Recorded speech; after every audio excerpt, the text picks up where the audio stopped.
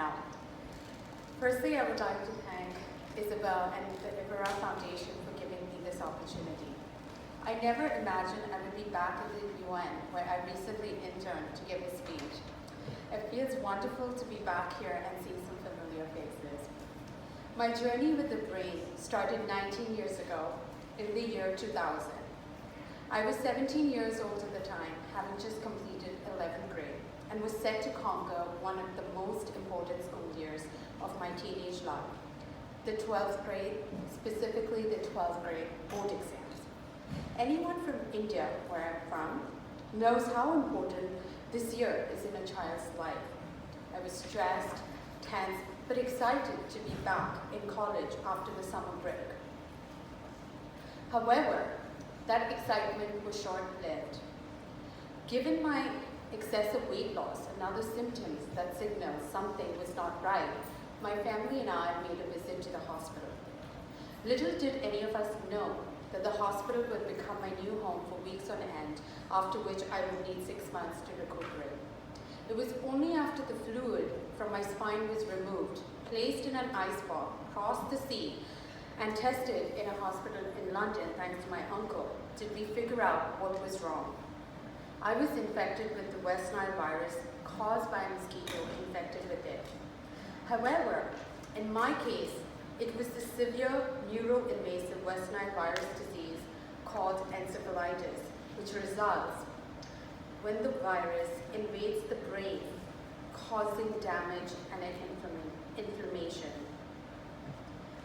According to the US Center for Disease Control, those who get affected with this virus have mild symptoms that don't go reported. However, less than 1% develop the severe neuroinvasive disease that leads to the inflammation of the brain. That is, 1 in 150 people who are infected develop a severe illness affecting the central nervous system, and of which 10% get it done. Some of the symptoms include disorientation, hallucination, paralysis in some cases, coma, tremor, convulsions, and the most prevalent residual effects are memory loss, irritability, confusion, depression, with patients experiencing difficulty walking, muscle weakness, joint pain, fatigue, and the list goes on.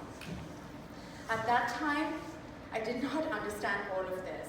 It was too overwhelming for my brain and my mind. Luckily, we were introduced to a slew of wonderful doctors who stood by my side during my recovery. I remember the daily walks, and my mom's watching, and she used to come with me, wondering why my hands didn't move the way they used to. I used to walk like a robot, having lost my hand and leg coordination. However, the toughest part for me was relearning how to write. I remember the moment my mother set a blank book in front of me. This was the first time I tried writing with my left hand and then with my right. It took me weeks of practice to gain my fluency back. So I'm writing with my right hand again. In all of this, all I could think of was, how would I give my board exam? I did end up giving my final, moving to America for my undergrad, living and working in New York as a 20-year-old thereafter, living abroad for a year, traveling to different parts of the world, running 2 half marathons, spending 3 years doing a rigorous MBA program, traveling to villages in India and visiting slum communities for my work, and most recently finishing up a master's in sustainability at Columbia University. Phew, that's 19 years of my life in one sentence. I just want to take a moment to say Allah ka shukr. I thank him because I could never have done it without him. So, thank you. The last 19 years have been tumultuous. However, when I look back, I realize what happened to me 19 years ago did not define my life. It enhanced my journey and made me empathetic, and it later pushed me to ask broader questions about the purpose of my life that led to my transition into a field of work that I am passionate about.